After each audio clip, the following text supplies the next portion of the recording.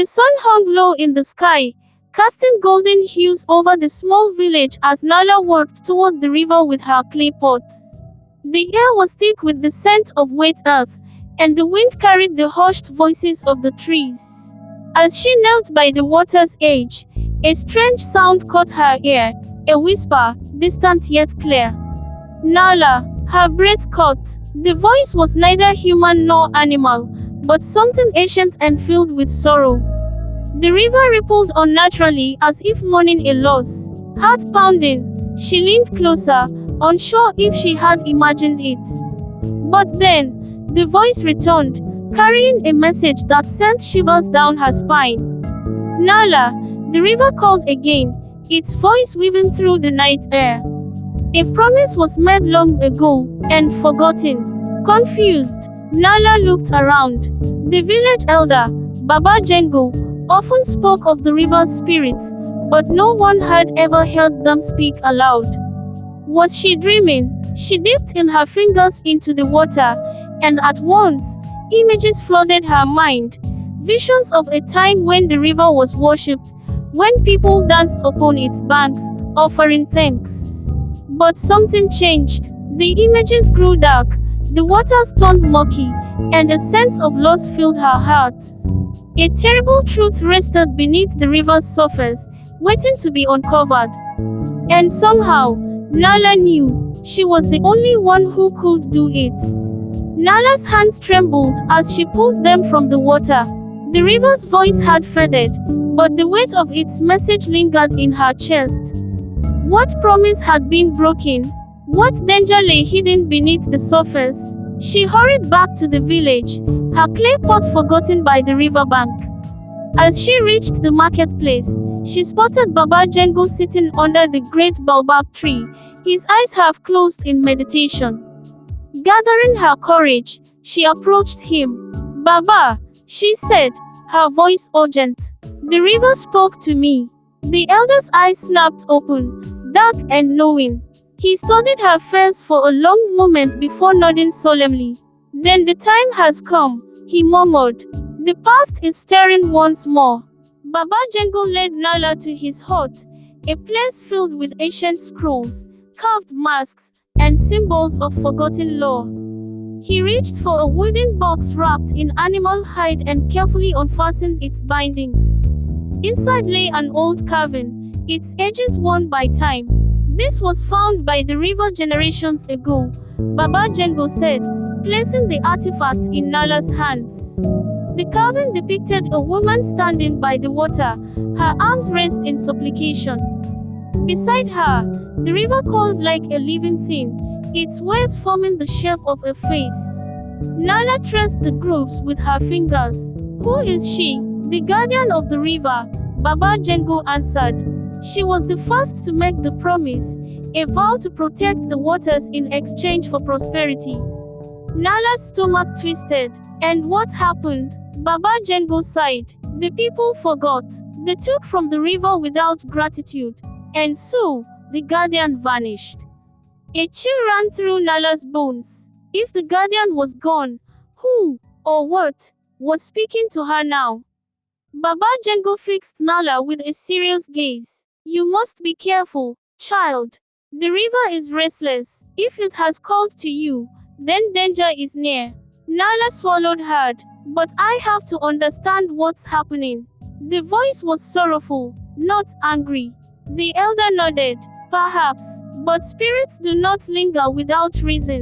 Some seek justice, others, revenge." A gust of wind rattled the wooden shutters of the hut. Outside, the villagers laughed and battered, unaware of the unease creeping into the air. Nala clenched her fists. She could walk away, pretend she had heard nothing. But deep inside, she knew, if she ignored the river's call, something terrible would happen. "I have to follow this path," she declared. Baba Jengo sighed but did not argue. "Then may the ancestors guide your steps." That night, Nala packed a small satchel with essentials, dried maize, a water skin, and a small amulet her mother had given her long ago. She had no map, only the whispers of the river guiding her. She returned to the water's edge, where moonlight turned the surface into silver glass. "I am ready," she whispered. The river stirred. A soft ripple spread outward, and then, without warning, the current surged, pulling at her feet. Nala gasped as the world around her blurred. In the blink of an eye, she was no longer standing by the riverbank. She was somewhere else, somewhere old, dark, and filled with forgotten echoes. The journey had begun. Nala found herself standing in a place unlike any she had ever known. The air was thick with mist, and the trees loomed taller than any in her village. The ground beneath her feet was damp, as though she were walking on the riverbed itself. A path stretched before her, narrow and winding, disappearing into the shadows. The river had brought her here for a reason. Taking a deep breath, she stepped forward. With every step, whispers flitted through the air, voices from long ago. Some were pleading, others warning. "Turn back," one voice murmured. "Find the truth," another urged. Her heart pounded. She was no longer just a girl from the village. She was a seeker, walking the path of those who had come before her. As Nala moved deeper into the forest, the mist thickened, swirling like living smoke. Then, without warning, a figure appeared before her, a towering being made of water and moonlight, its eyes like swirling tides. "You seek what was lost," the being said, its voice both gentle and powerful. "But are you worthy of the truth?" Nala swallowed her fear. "I want to understand. I want to help." The guardian tilted its head. "Then you must prove yourself. Answer this. What is more powerful than the river, yet weaker than a whisper?" Nala frowned. The question felt like a riddle, one meant to test her mind as much as her heart. She thought of the river's strength, its ability to carve mountains, yet also its quiet presence when still. Then it struck her. "A promise," she said softly. "A promise is strong when honored, but if broken, it fades like the wind." The guardian's eyes shimmered. "You have wisdom, child. But wisdom alone is not enough. You must face the past." The mist parted, revealing an ancient village, one that looked eerily familiar. Nala stepped forward, the old village unfolding before her like a dream. The huts were made of woven palm leaves, the market bustling with life. It looked like her village, yet something was different. A group of elders stood by the riverbank, speaking in hushed tones. Among them was a woman clad in flowing white, her hands raised in reverence to the water. Nala recognized her instantly. She was the woman from the carving. "This was before the promise was broken," the guardian whispered. "Watch and listen." The woman spoke words Nala did not understand, but the river responded, rising gently and calling around her like an embrace. The villagers cheered, offering gifts of grain, fish, and flowers to the water. Then, the vision shifted. The same village, but years later, dry, cracked earth replacing the lush land. The people had stopped honoring the river. They took its water, but gave nothing in return. The woman in white stood alone, sorrow in her eyes. The river grew angry. The water darkened. A shadow formed beneath the surface. And then, she was gone. Nala gasped as the vision faded. The guardian's voice was solemn. The river did not take her. Something else did. Nala's breath came in short gasps as the weight of the past settled on her shoulders. The village had betrayed its promise, and the woman, the guardian, had vanished. But what was the shadow beneath the water? She turned to the guardian. What happened to her? The being's form flickered. She was taken by something old, something that should never have awakened. A chill ran down Nala's spine. "And it still lingers," the guardian nodded. "Yes, and if it is not stopped, your village will suffer the same fate." Nala clenched her fists. She would not let that happen. If there was a way to set things right, she would find it. Where do I go next? She asked. The guardian pointed toward the mist. Follow the river's call.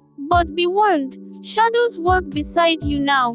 Nala turned, determined. The path ahead was dark, but she would not turn back. Nala followed the river's call through the mist, her steps cautious yet determined. The whispers of the past still echoed in her mind, the betrayal, the forgotten promise, the vanishing of the guardian. But there was something more, something the guardian hadn't revealed yet. The mist began to clear, and before her stood an ancient stone tablet covered in carvings. She brushed off the moss and traced the symbols, trying to understand. Suddenly, a voice, soft and weary, spoke from behind her. You seek the truth of the river, it said. Nala spun around. An old woman stood before her, her eyes clouded with wisdom and sorrow. Who are you? Nala asked. I am the keeper of stories, the woman replied. And you, child, have stepped into a story long forgotten. She gestured to the tablet. This speaks of the lost heir, the one who vanished into the river on the night the promise was broken. Nala's heart pounded. A lost heir, the woman nodded. The guardian's child. When the village turned its back on the river, the darkness claimed him. And now, that same darkness stirs again. Nala's hands trembled as she absorbed the keeper's words. A child, swallowed by the river's sorrow. Was he still lost, trapped between the living and the dead? How do I find him? She asked. The keeper sighed. There is a spirit who may know, but its help comes at a price. Before Nala could ask more, the ground beneath her shifted, and the wind howled through the trees. The river's current twisted unnaturally, and a figure emerged from the water, a being with hollow eyes and a voice like the rushing tide. You seek the lost one, it murmured. But nothing comes without cost. Nala swallowed hard. What do you want in return? The spirit's lips curled into a knowing smile. A truth for a truth. Tell me, child, what is your greatest fear? Nala hesitated. She feared many things. The darkness beneath the water, the fate of her village, the possibility that she might fail. But she knew the spirit wanted something deeper. So she whispered, I fear being forgotten. The spirit's eyes gleamed. Then remember this. Those who seek the lost must be willing to lose themselves. Before Nala could ask what that meant, the spirit dissolved into mist, and a new path opened before her, a trail leading into the heart of the river itself. Nala took a deep breath and stepped forward. As she walked, the trees whispered like old friends sharing secrets, their voices carried by the wind. It was a song, soft, sorrowful, and familiar. She closed her eyes, letting the melody guide her. Then, she remembered. It was the same lullaby her grandmother used to hum when she was little. The realization sent chills through her. Had her ancestors known of this journey all along? The wind carried words to her ears. The past is a river, flowing in circles. To move forward, you must step back. Step back. What did that mean? Before she could puzzle it out, she reached a clearing where a great tree stood, its roots twisting like fingers into the earth. Beneath it lay a stone, worn smooth by time. Nala knelt and brushed her fingers over it. The markings were faint, but she could make out a single name. Mossy. Her breath caught. The lost hair had a name. And now, she had a path to follow. Just as she was about to leave the clearing, a rustling in the bushes made her freeze.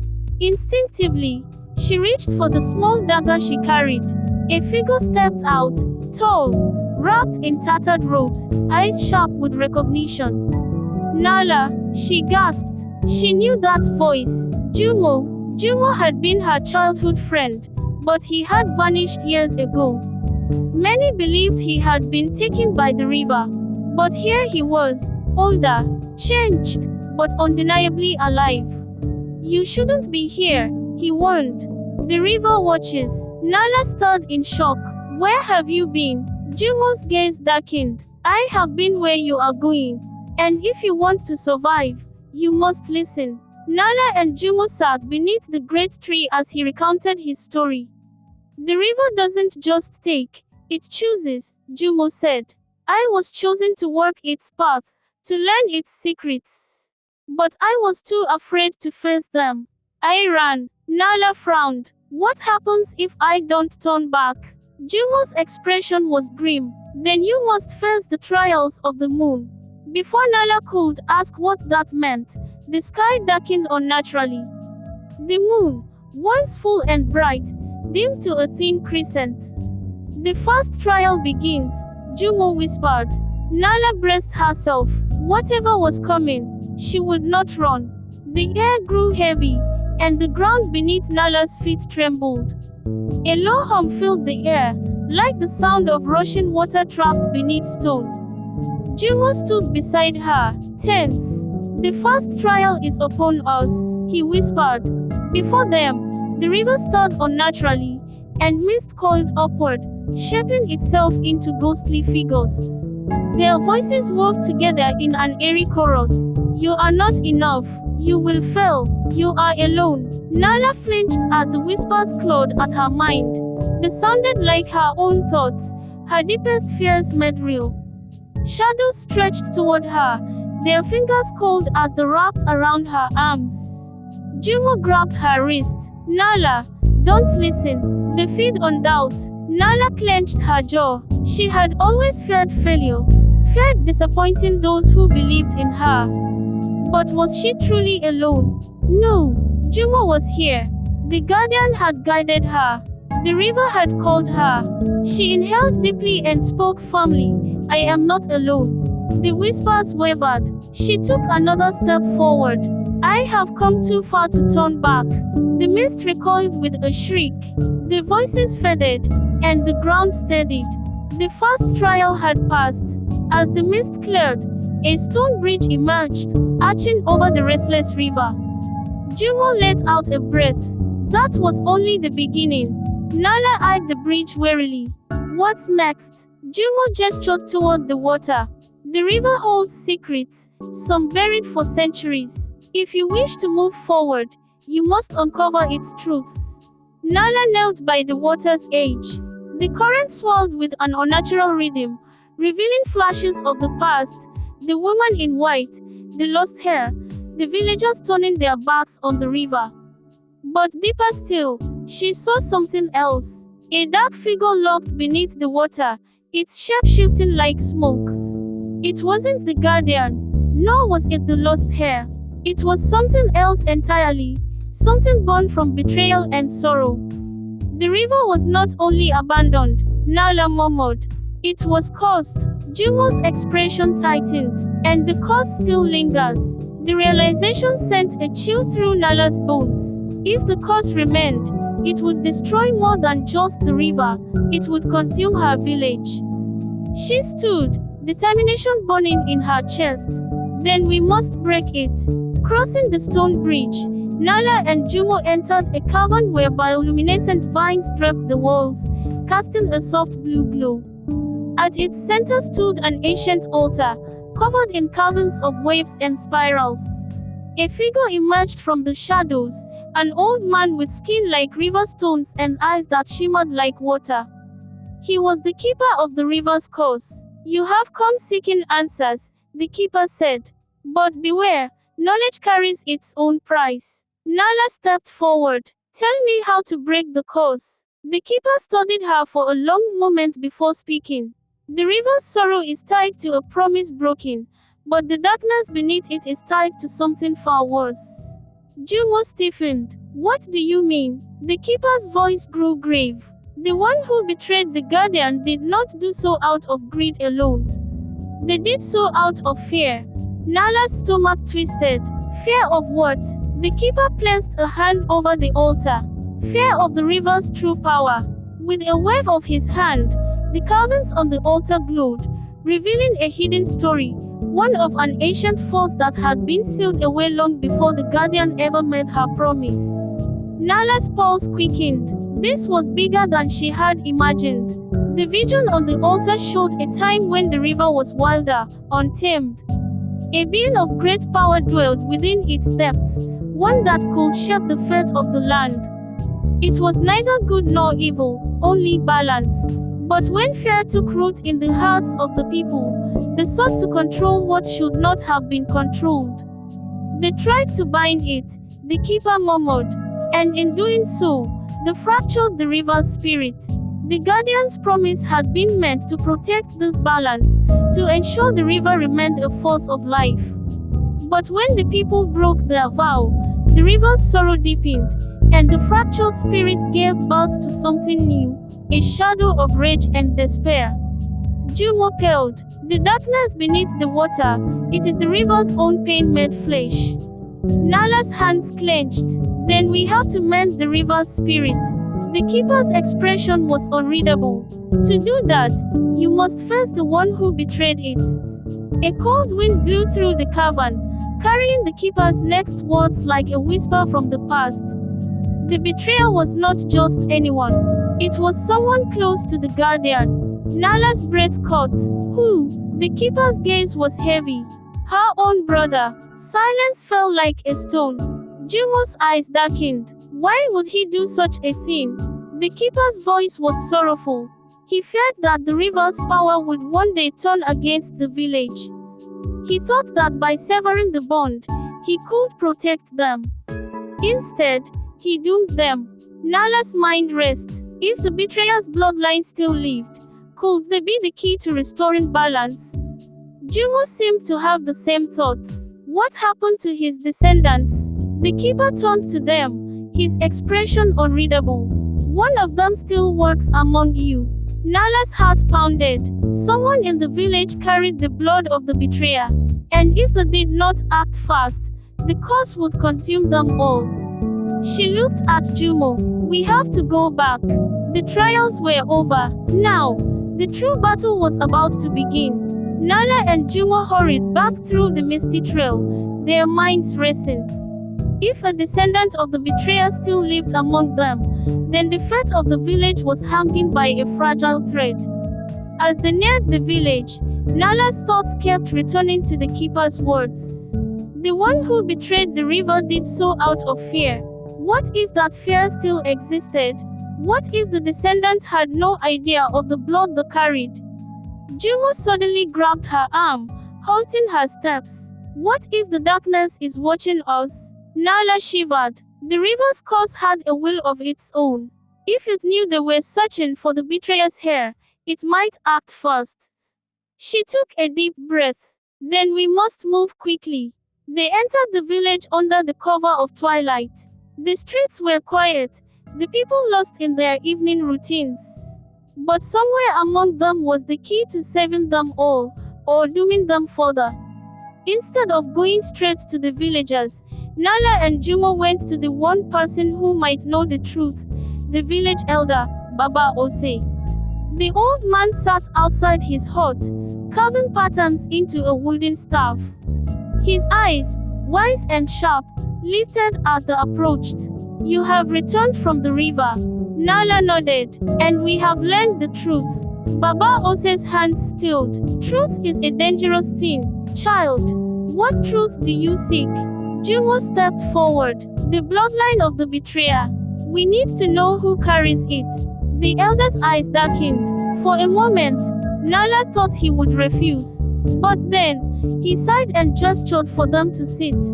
There is something you must understand, he said. The river does not punish without reason.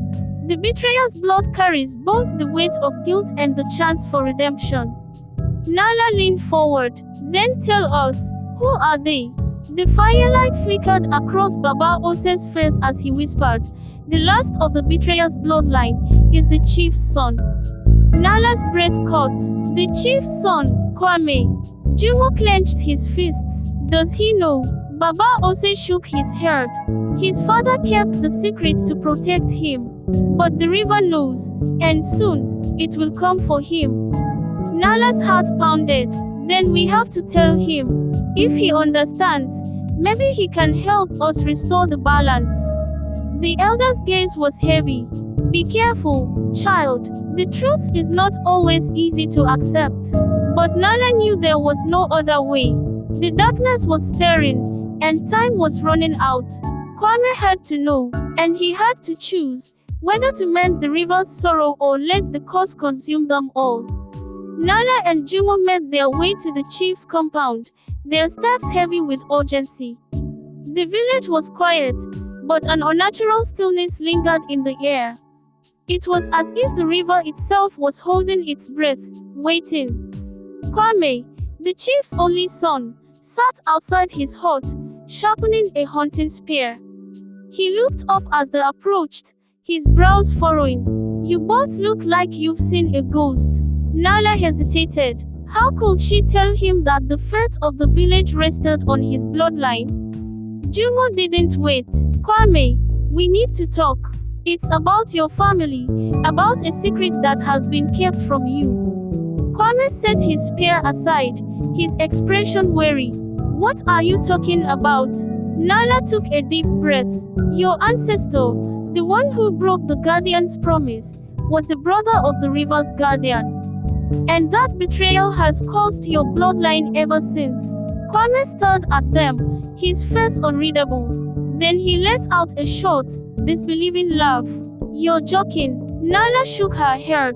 We saw it in the river's memories, in the caverns. The curse isn't just a story, it's real. And the darkness beneath the water is coming for you. Kwame's jaw tightened. Even if this is true, what do you expect me to do? Jumo stepped forward. Help us break the curse. The river doesn't want revenge, it wants balance. You can mend what was broken. Silence stretched between them. Then, for the first time, doubt flickered in Kwame's eyes. What if it's too late? He whispered. Before Nala could answer, a terrible sound ripped through the village. A deep, guttural roar, like the earth itself was screaming. The ground trembled beneath their feet. Villagers poured from their huts, eyes wide with terror. The river, someone shouted. Nala turned and gasped. The river had swelled, dark waters rising unnaturally high. Shadows twisted within its depths, and from its center, two glowing eyes emerged, a creature formed from sorrow and rage. The river's curse had come to claim its due. Kwame's hands trembled as he stared at the monstrous form. What have I done? Nala grabbed his arm. It's not what you've done, it's what you will do. You have a choice, Kwame. Fight, or let the river consume us all. His eyes met hers, and for a brief moment, she saw the weight of generations pressing down on him. Then, with a steadying breath, Kwame took a step forward. I will fix this, he said. The battle for the river had begun. As Kwame stepped forward, the river spirit's glowing eyes bore into him. The dark waters roared louder, and the villagers screamed as the tide surged toward the village. Nala grabbed Jumo's arm. We have to help him. Jumo nodded. But how? We can't fight a curse with our hands. Kwame took another step, his voice steady despite the fear in his eyes. I am of the betrayer's blood. I know my ancestors' crime. But I refuse to let his mistake define me. The river spirit's form twisted, its voice a deep, sorrowful echo. Blood does not change fate. Kwame shook his head. Fate is a path, not a prison. I will make amends. The river hesitated, its rage flickering like dying embers. Then it spoke again. Then prove it. A sudden force pulled Kwame toward the water. Before Nala could react, he was swallowed whole. Nala and Jumo ran to the river's edge, but the waters were still. Kwame was gone. Nala clenched her fists. No, I won't let it take him. Before Jumo could stop her, she dove in. The water was ice cold, but as she sank, something strange happened. The current didn't pull her down, it guided her. She opened her eyes and gasped. She was no longer in the present. She stood in the past, watching shadows of people long gone. She saw the guardian, her face etched with sorrow. She saw her brother, standing before the river, his hands trembling as he severed the sacred bond. The water darkened, twisting into something monstrous. And then she saw Kwame, standing between them. The past and the present had merged. Kwame turned, eyes wide as he realized where he was. What is this? Nala stepped beside him. The river is showing us the moment of betrayal. They watched as the Guardian's brother stepped forward. His face was not one of greed, but of desperation. I do this to save our people, he whispered. The Guardian's voice was firm. You do this out of fear. Kwame clenched his jaw. He thought he was protecting the village. Nala placed a hand on his shoulder. But protection built on fear leads to destruction. The Guardian's past self turned toward them. Though she was only a memory, her eyes locked onto Kwame's. You carry his blood, but do you carry his fear? Kwame swallowed hard. No, I will break the cycle. The river's darkness surged, challenging his words. Then make your choice. The shadowy form of the river's course rose before them, shifting like a storm. Nala gripped Kwame's arm. You must renew the bond your ancestor broke. Kwame inhaled sharply. He knelt before the river's memory, placing his hands on the swirling water. I offer my promise, he said, not in fear, but in faith. The ground shook. The dark waters coiled around him, testing his resolve. Nala watched, heart pounding. Will the river accept? Then, silence. The water's glow softened, turning from shadowy black to shimmering blue. The storm stilled. The darkness receded. The river had accepted his promise. The course was breaking. Nala and Kwame gasped as they surfaced, back in the present. The river's monstrous form was gone. The waters flowed gently, reflecting the morning sun. The villagers stood frozen in awe. Juma rushed forward. You did it. Kwame looked at his hands, then at the river. No, we did it. Baba also stepped forward, nodding.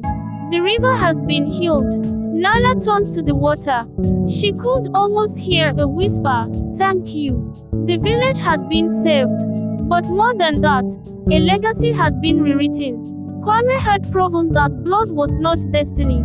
And Nala had learned that courage was not just in facing danger, but in facing truth. As the sun rose, the river shimmered with new life. And so did they. The village buzzed with whispers long after the river had accepted Kwame's promise. The curse had been lifted, but something felt unfinished. The river shimmered with life, yet an uneasy stillness lingered in the air. Nala stood at the water's edge, watching the current flow peacefully. She had done what was asked of her. The village was safe, so why did the wind still carry the same sorrowful whisper as before? Jumo stepped beside her. You hear it too, don't you?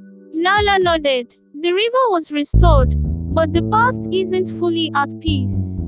Behind them, the villagers celebrated, but deep in her heart, Nala knew that their journey was far from over. That night, Nala dreamt of the guardian from the vision. The woman in blue stood at the center of the ruins, her eyes filled with urgency. The river was only the beginning, she said, her voice echoing like the current. The true test lies ahead. Nala tried to ask what she meant, but the vision shifted. She saw the village in darkness, the river frozen still. Shadows crept from the trees, whispering in a language she couldn't understand. Then she woke up, sweat clung to her skin. The wind outside had changed. It was colder, sharper. Something was coming, and this time, the river wouldn't be enough to stop it. The morning after her dream, Nala wasted no time. She rushed to Baba Ose, her heart heavy with the warning from the guardian. I saw her again, she told him, breathless. She said the true test lies ahead. The river is safe, but something else is coming. Baba Ose's expression darkened. I feared as much, he murmured. The river was only a piece of the balance. There are other forces that have been waiting, watching. Jumo, who had followed Nala, frowned. For what? Baba also let out a long sigh. For the day the past would stare again. At that moment, a scream echoed through the village. Nala and Jumo ran toward the sound, finding a group of villagers gathered near the riverbank. An elder, Mama Abena, stood frozen, her hands trembling as she pointed at the water. It spoke, she whispered, but not like before. The river is afraid. Nala's stomach twisted. The river had never spoken in fear. She stepped forward cautiously, kneeling by the edge. The water lapped at the shore, its surface rippling unnaturally. Then, a single word emerged in the wind, barely audible but unmistakable. Run! Nala's breath caught in her throat. The true test had already begun. A hush fell over the village. Mama Abena clutched her chest, her face pale. I have lived long, but never has the river spoken in fear. Nala exchanged a glance with Jumo. The river had warned them. Something was coming. But what? And from where? Baba Ose gripped his staff. We must prepare. If the river wants us to run, then we are already in danger. Kwame, who had been listening silently, stepped forward. I will not run, he said firmly. If there is a threat, we must face it. His voice carried strength, but Nala saw the flicker of uncertainty in his eyes. He had just redeemed his bloodline. What if this new danger threatened to undo everything? That night, the village was restless. People gathered around fires, whispering prayers and clinging to their loved ones. Nala couldn't sleep. She stood at the river's edge again, hoping for another sign, another message. The water was eerily still. Then, from the shadows, something moved.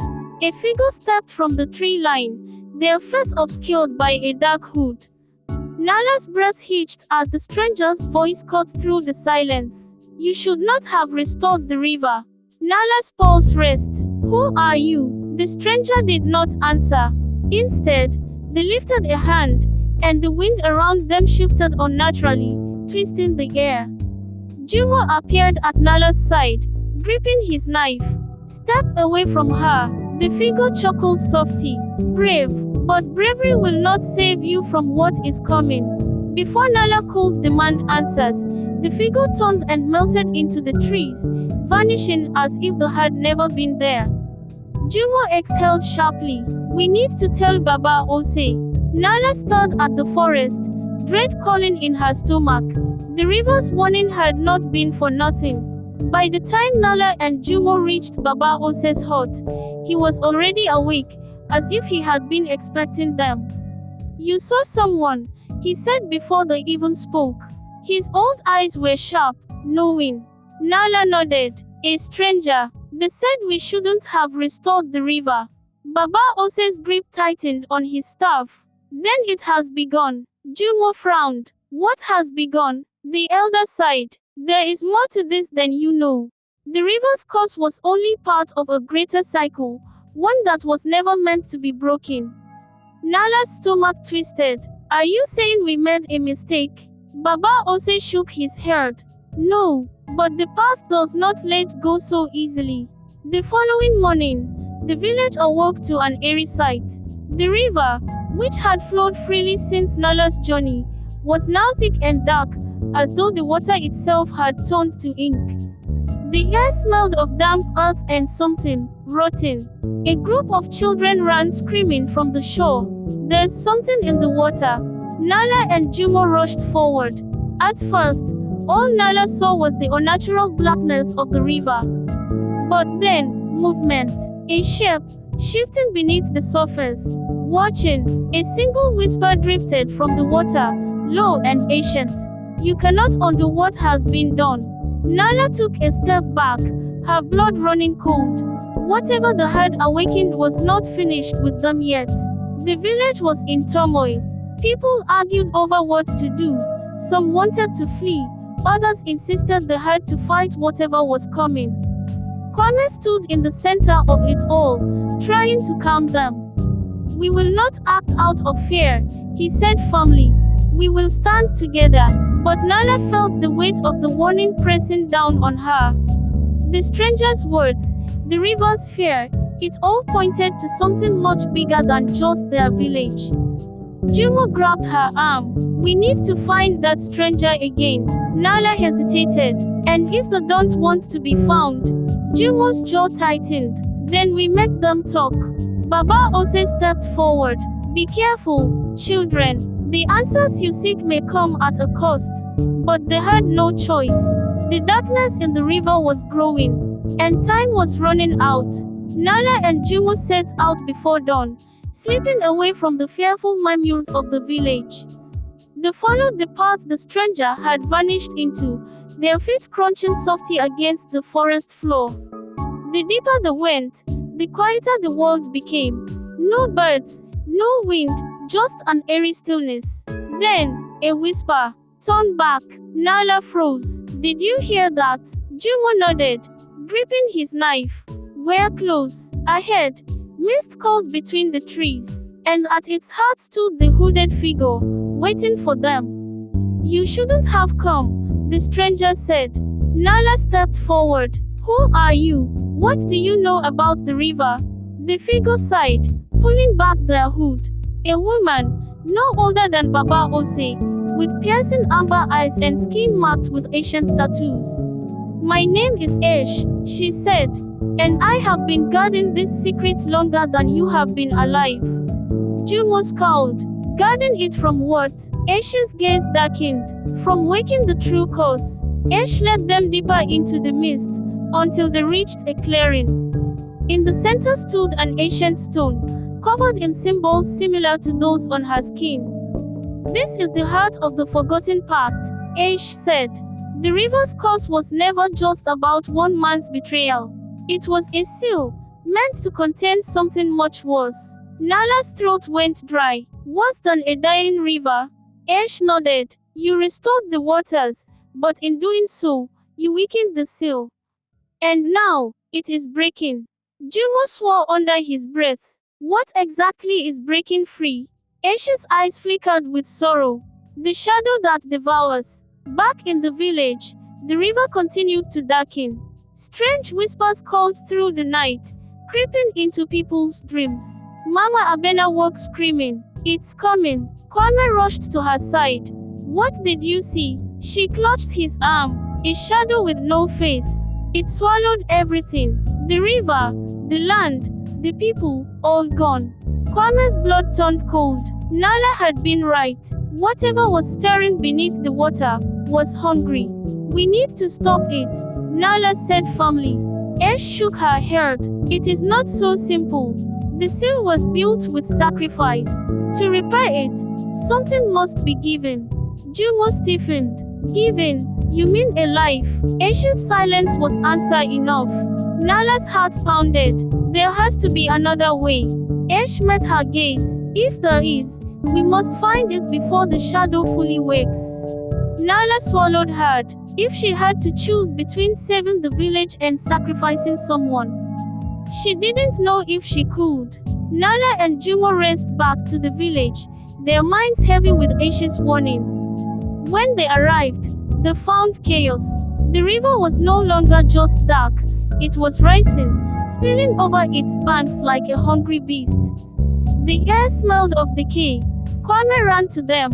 Where have you been? There's no time to explain, Nala panted. We need to stop this before it's too late. But before she could say more, the ground trembled. A deep, hollow voice echoed from the river. The seal is broken. I am free. A massive shadow surged from the water, its form shifting and twisting like living smoke. It had no eyes, no mouth, only a presence that made the air thick with dread.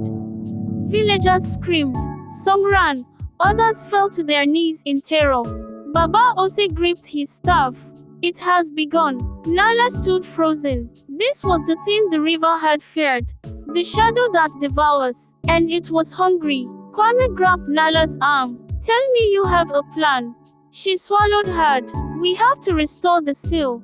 But, Jumo finished for her. It requires a sacrifice. Kwame's face darkened. Then we find another way. The shadow stretched toward the village, its tendrils calling around the nearest hut. Wood cracked, then crumbled into nothing, vanished into the void. Ash appeared beside them. You have little time. Choose. Nala clenched her fists. There had to be another way. There had to be. The village was in full panic now. The shadow moved slowly but relentlessly, erasing everything it touched. Baba Ose pointed his staff at it, chanting in the old language. A thin barrier of light flickered between the shadow and the village. But it wouldn't last. Nala turned to Ash. What if the sacrifice isn't a person? What if we give something else? Ash hesitated. The seal was forged with a life. Anything less may not hold. Jumo's eyes widened. What if we trick it? Nala and Ash both looked at him. Jumo smirked. A shadow is only as strong as the darkness around it. What if we trap it instead? Ash's gaze flickered with understanding.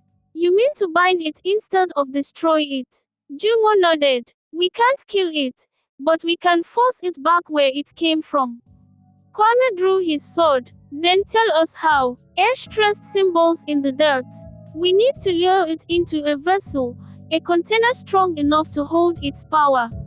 Nala's breath caught. The stone in the forest. Ash nodded. Yes, but the shadow will not go willingly. The ground trembled again. The barrier protecting the village flickered. They were running out of time. Nala, Jumo, and Kwame raced toward the forest. Behind them, the shadow stretched further into the village, swallowing huts like the had never existed. We need to hurry, Nala urged. Ash ran beside them, her voice steady despite the chaos. The stone was carved by the old ones. It can hold the shadow, but we must weaken it first. Jumo frowned.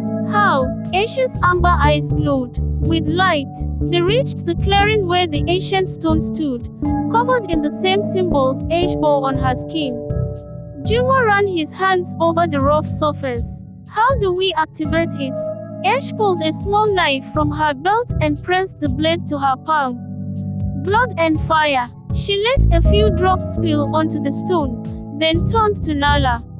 You, too. Nala hesitated. Why me? Ash gave her a knowing look. Because you are the reason this story is still being written. Heart pounding, Nala caught her palm and let her blood mix with ashes.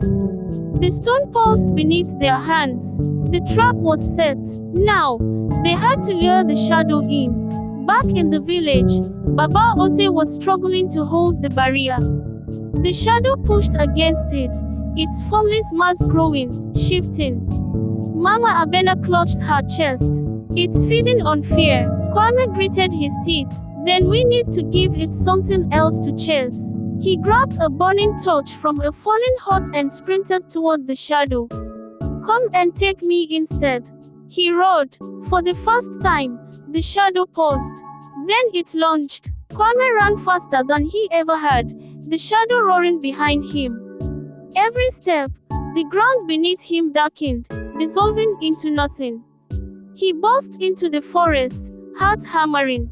Get ready. Ash and Nala stood at the stone, hands pressed against its surface, chanting in a language older than time. Jumo held a second torch, ready to light the final piece of the trap. Almost there, Kwame leaped into the clearing, the shadow right behind him. Ash's eyes flashed. Now, Jumo slammed the torch against the stone. Fire erupted, tracing the ancient symbols in a ring of light. The shadow howled. It slammed into the barrier, but it couldn't escape. The trap was working. Nala's voice joined Ash's, the words spilling from her lips as if she had always known them. The stone drank the darkness, pulling the shadow in, layer by layer. But the shadow fought back. A tendril lashed out, knocking Jumo to the ground. Another struck Kwame, sending him sprawling. Nala's vision blurred. They needed more power, and there was only one way to get it. Ash turned to Nala, her expression unreadable. It needs a final offering. Nala's pulse pounded. My blood. Ash shook her head. More than that, Nala's throat tightened. She knew what Ash meant. The shadow had been born from betrayal, from a promise broken. To seal it away, she had to offer something just as powerful. Something from her soul. Nala took a deep breath and stepped forward. She thought of her mother, of the stories whispered to her as a child. She thought of the river, of the kindness she had always tried to show the world. Then she thought of the village, the people she loved, the home she could not bear to lose. I give my name, she whispered. The stone pulsed. The words left her lips and became something more, weaving into the magic itself. The shadow let out one final, furious scream, then was pulled into the stone, vanishing in a burst of light. The battle was over, but Nala was no longer Nala. She collapsed, her body drained, her mind empty. Jumo caught her before she hit the ground. Nala, she looked up at him, confused. Who am I? Tears welled in Jumo's eyes. No, you don't. Ash placed a hand on his shoulder. She gave her true name. The price was her identity. Kwame clenched his fists. Then we get it back. Ash's eyes were sad. Some things, once given, cannot be taken back. Jumo shook his head. There has to be a way. But Nala, no. The girl who had once been Nala, only stared at them in silence. The village was safe. The river flowed clear once more. But the people mourned, not for the dead, but for the girl who had saved them at the cost of herself. She walked among them, smiling kindly, helping where she could. But she did not remember their names. She did not remember herself. Baba Ose watched her, sorrow in his eyes. She is a stranger in her own home. Ash turned to him. There may still be hope. Baba Ose's gaze sharpened. What do you mean? Ash's lips curved into the smallest smile. A name lost can be found again. Jumo refused to give up. Every night, he sat with the girl who had once been Nala, telling her stories, her stories. He told her of the river, of her kindness, of the battle she had fought. She listened, fascinated, as if hearing them for the first time. One night, as the moon hung high, she reached out and touched his hand. I think, she whispered, I think I knew you once. Jumo's heart clenched. You did. She smiled softly. Tell me more. And so he did. Days turned into weeks, and the girl who had once been Nala remained a stranger to herself. The village honored her as a hero, but she did not feel like one. People whispered her name in hope, but it never stirred recognition in her heart. She sat by the river often, listening to the water's gentle hum. It felt familiar, like an old friend whose face she could not remember. Jumo never left her side. If I had to choose between saving the village and losing you, he murmured one evening, I would have found another way. She looked at him, sadness in her eyes. But I chose, didn't I? Jumo swallowed hard. Yes. She reached for his hand, squeezing gently. Then tell me again, who was I? Ash watched from afar, hope flickering in her gaze. She had seen magic take and give, but never had she witnessed someone fighting to reclaim what had been lost. Baba Ose approached her. You believe she can remember? Ash nodded. Her name was given away, but a name is more than just words. It is who she is. Baba Ose frowned. How do we help her? Ash's gaze drifted to the river. She must remember not with her mind, but with her soul. One night, as the girl sat by the water, the river whispered to her again. You were mine once. She dipped her fingers into the cool stream. Then why do I not know you? The water swirled around her hand, pulling her deeper into memory. She gasped as images flashed before her, of a young girl laughing by the riverbank, of a promise whispered to the wind, of a name spoken with love. Her heart pounded. Was that me? The river's voice was soft. Yes, child, but you must take the final step yourself. Jumo found her the next morning, still sitting by the water, her eyes shining with something he hadn't seen before. Jumo, she said, his breath caught. You know my name. She smiled. I don't know how, but I felt it. Jumo dropped to his knees.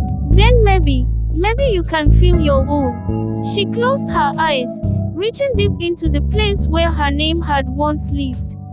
A single word echoed in her heart. Nala. Her eyes flew open. I am Nala. Jumo laughed, pulling her into his arms. You never stopped being her. And for the first time in weeks, Nala knew who she was. The village rejoiced when they heard the news. Mama Abena wept as she embraced Nala. You are home, my child.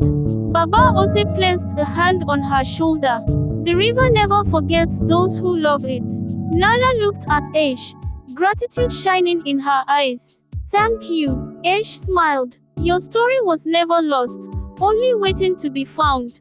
Nala turned toward the river, her heart full. She had faced the unknown, fought against darkness, and lost herself along the way. But in the end, she had found her way back. And now, a new journey awaited. With her name restored, Nala felt whole again, but something deep inside her had changed. She could still hear the whispers of the river, still sense the lingering magic in the air. It was as if the battle had left a mark, not on her body, but on her soul. One evening, Ash approached her. Your journey is not over, Nala. Nala frowned. But the village is safe. The shadow is sealed. Ash studied her carefully. And yet, you still hear the river. A chill ran through Nala. She did hear it. Every night, when the world was quiet, it called to her. Something was unfinished. That night, Nala walked to the river alone. The water shimmered under the moonlight, its voice barely above a whisper. You have done well, child. But the balance is still broken. Nala's heart pounded. What do you mean? A ripple spread across the surface, revealing an image, a distant land covered in mist, a dark figure moving within. The shadow was only the beginning. A cold dread settled in Nala's stomach. The battle may have ended in the village, but a greater darkness was awakening elsewhere. The next morning, Nala told Jumo and Kwame what she had seen. Jumo crossed his arms. You're saying something worse is coming? Kwame let out a heavy breath. And you want to go toward it? Nala nodded. The river showed me. If we don't act now, it will spread beyond the village. Baba also listened quietly before finally speaking. Then you must go. Mama Abena gasped. She just came back to us. Baba also met Nala's gaze. But she is not just ours anymore. She belongs to the river now. The words settled over Nala like a heavy truth. She wasn't just a girl from the village anymore. She was something more. Jumo and Kwame refused to let Nala go alone. If you're walking into danger, you'll need us, Jumo said firmly. Kwame grinned. Besides, what's an adventure without me? Ash, too, stepped forward. This path is not yours alone, Nala. I will guide you where I can. Nala's chest warmed. She wasn't just leaving her home, she was taking her family with her. They gathered supplies, said their goodbyes, and as the first light of dawn touched the earth, they set off. A new journey had begun, and the shadows were waiting. The journey led them beyond the farthest hills, where the air was thick with mist and the trees whispered in languages unknown. As they worked, Nala felt the pull of the river's magic growing stronger. Jumo tightened his grip on his spear. Something isn't right. Kwame frowned. Yeah, it's too quiet. Ash suddenly stopped. We are being watched. The moment she spoke, the mist parted, and a figure stepped forward. It was cloaked in black, its eyes glowing silver. You have come far, the figure said, voice like wind through dead leaves. But do you truly know why you are here? Nala's heart pounded. The real test was about to begin. Nala met the figure's gaze. The river led me here. It showed me a darkness rising. The figure tilted its head. And yet, you do not see the truth. With a flick of its hand, the mist swirled, forming images before them. They saw a village, not their own, but another, swallowed in darkness. People fled, their screams silent in the vision. Then Nala saw herself standing in the midst of the chaos, her hands glowing with power. Jumo's breath hitched. Is that you? Nala's stomach twisted. I don't know. The figure's voice was soft. The darkness does not come for you, Nala. It comes because of you. Silence fell between them. Kwame was the first to speak. That's impossible. Nala fought against the shadow. She saved our village. The figure's silver eyes glowed. And in doing so, she changed the balance. Nala clenched her fists. What balance? The mist shifted again, revealing the stone where they had sealed the shadow. Cracks had begun to form along its surface. The shadow is bound, the figure said. But magic is never truly destroyed. It must go somewhere. Nala's blood ran cold. And now it's spreading. The figure nodded. You did not end the darkness, child. You unleashed it. Nala's mind reeled. All this time, she had thought she was saving her people. Had she only made things worse? Jumo stepped forward. If this is true, then how do we fix it? The figure extended a hand. Come with me, and I will show you. Ashi's eyes narrowed. And if we refuse, the figure smiled, cold and knowing. Then the darkness will find you before you find the answers. Nala exchanged glances with her friends. They had come too far to turn back now. Taking a deep breath, she stepped forward. Then show us the truth. The figure led them deeper into the mist, where the trees grew twisted and gnarled. As they worked, Nala felt something pressing against her mind, a whisper, soft and insidious. You should not have come. She shook her head, forcing the voice away. But the further they worked, the louder it became. Ash suddenly grabbed her wrist. Do you hear that? Nala swallowed. Yes. Jumo and Kwame looked at each other. We don't hear anything, Kwame said uneasily. The figure stopped. That is because the voice is not calling to them. Nala's pulse quickened. Then who is it calling? The figure turned, eyes gleaming.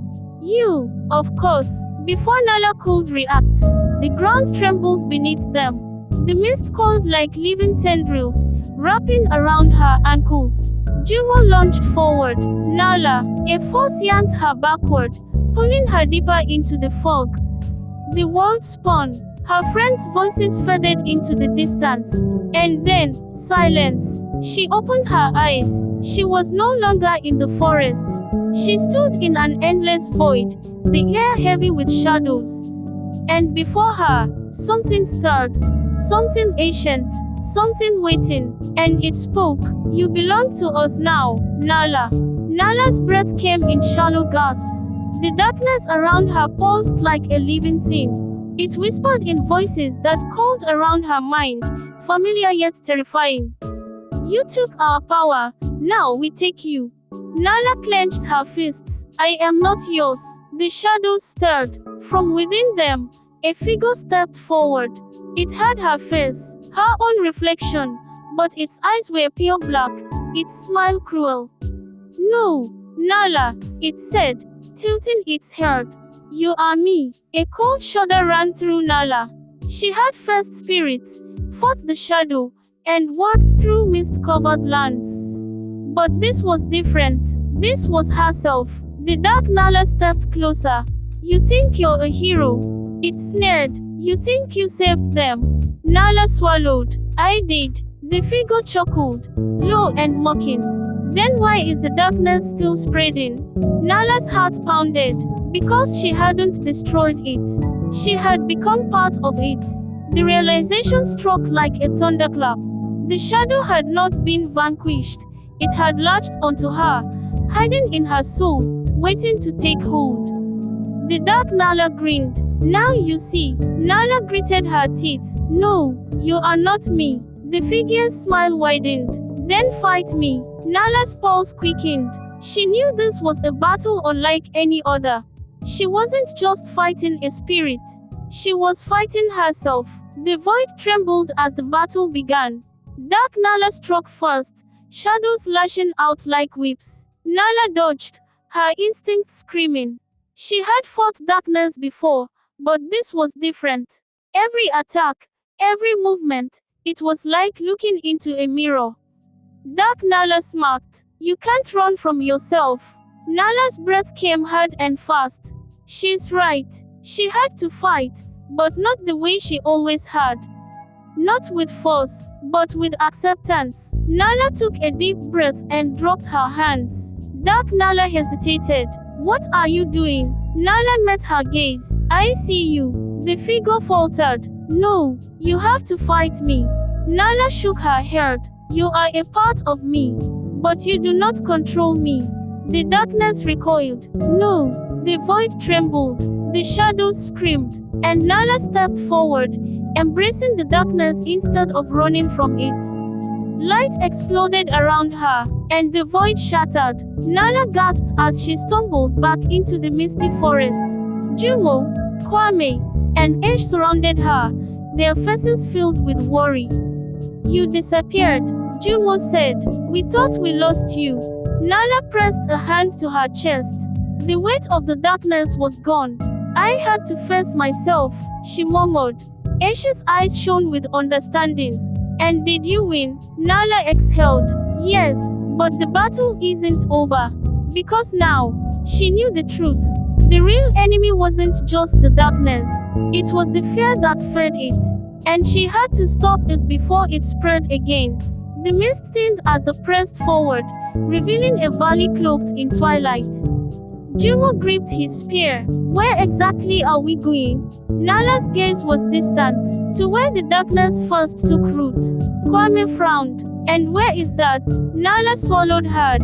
The forgotten land. A hush fell over them. Everyone knew the stories of a place cursed long ago, where no one who entered ever returned. But they had no choice. If they didn't stop the darkness at its source, it would consume everything. Their journey took them to the edge of a vast chasm. A bridge, old and splintered, stretched across the abyss. The wind howled through the gaps, carrying whispers of unseen things. Ash shivered. Something watches us. Nala took the first step. The wood groaned beneath her weight, but she pressed on. One by one, the others followed. Halfway across, a deep voice rumbled from the shadows below. You should not have come. Then the bridge began to crack. The planks beneath them snapped. Jumo grabbed Kwame's arm as he stumbled. Ash clutched the ropes, eyes wide with fear. Nala forced herself forward. Almost there, the wind roared. Shadows coiled around the bridge, trying to pull them down. Nala reached out, summoning every ounce of magic left in her veins. The bridge shuddered, then steadied. With one final sprint, they leaped onto solid ground. The bridge collapsed behind them. There was no turning back now. The forgotten land was colder than they expected. The air was heavy with silence. Trees stood twisted, their roots like skeletal hands reaching from the earth. Jumo whispered, "This place feels wrong." A flicker of movement caught Nala's eye. From the shadows, figures emerged. They were people, or at least, they once had been. Their eyes glowed empty, their skin cracked like stone. The lost souls of the forgotten land. And they were coming closer. Kwame gripped his knife. Do we fight? Nala hesitated. These weren't enemies. They were victims. Ash murmured. They are bound by the darkness. Nala stepped forward. Then we set them free. She closed her eyes, focusing on the magic within her. Light pulsed from her fingertips, spreading outward. One by one, the lost souls stilled. Their cracked skin began to heal, their empty eyes filled with recognition. Then, like mist in the morning sun, They faded, free at last. But the real battle was still ahead. Beyond the valley, a great temple loomed. It was ancient, its walls covered in symbols long forgotten. The heart of the darkness is inside, Nala said. Jumo sighed. Of course it is. They climbed the temple steps, their footsteps echoing like distant thunder. As they reached the entrance, the doors creaked open on their own. A voice whispered from the shadows, "You are too late." Nala stepped inside. "We'll see about that." The chamber was vast, its ceiling lost to darkness. At its center, a throne stood, carved from obsidian, and seated upon it, a figure draped in shifting shadows. Jumo tensed. "Is that?" Nala's breath caught. It was the same figure from her vision. The same one who had spoken to her from the river. The one who had waited in the darkness all this time. And now, they finally met face to face. The figure rose. Its voice was soft but filled with power. "You think you can stop what has already begun?" Nala met its gaze. "I will stop you." The figure chuckled. "You still do not understand, child. The darkness is not something you fight." Nala clenched her fists. "Then what is it?" The figure spread its arms. "It is something you must become." The final battle had begun. Darkness lashed toward Nala, twisting and alive. She raised her hands, summoning light to meet it. The two forces collided, shaking the temple walls. Jumo and Kwame fended off shadowy creatures that emerged from the cracks. Ashe's voice rang out, "Nala, the heart, destroy the heart." Nala's gaze snapped to the throne. At its base, something pulsed, a core of pure darkness. The source of it all. And if she didn't destroy it now, it would destroy everything. Nala sprinted toward the heart of darkness. The figure's laughter echoed around her. "You cannot win." Shadows wrapped around her ankles, pulling her down. Jumo and Kwame fought desperately, but the darkness kept coming. Nala reached deep inside herself, beyond the fear, beyond the doubt. She was the river, she was the light. With a cry, she unleashed everything she had. The temple shook, and the darkness screamed. The heart cracked. A shockwave erupted from it, tearing through the temple, unraveling the darkness. The shadowed figure let out a final, hollow breath before disappearing. The creatures turned to dust. The temple walls crumbled. Jumo grabbed Nala's hand. "Time to go." They ran. As the last stone fell, the forgotten land was bathed in light for the first time in centuries. It was over, or so they thought. They returned to the village as heroes. The people cheered, children ran to them, and Baba Ose embraced Nala tightly. "You have saved us all." But Nala's heart was heavy, because she knew something still lingered. The darkness had been defeated, but the balance had not yet been restored. And the river was still whispering her name. That night, Nala stood by the water's edge. The river was calm, but she knew better. "You have done well, child," it murmured. "But it's not over, is it?" The river sighed. "Every light casts a shadow. You must always be ready." Nala nodded. She was no longer just a village girl. She was a guardian now. And her journey was just beginning. The village slept peacefully. Nala sat beneath the great baobab tree, staring at the stars. She had changed. She had fought darkness and won, but she had also learned its truth. It was never truly gone, and neither was she. Somewhere, in some distant land, another shadow was staring. And when the time comes, she would be ready. Because now, she understood. The greatest power wasn't fighting the darkness. It was knowing when to embrace the light.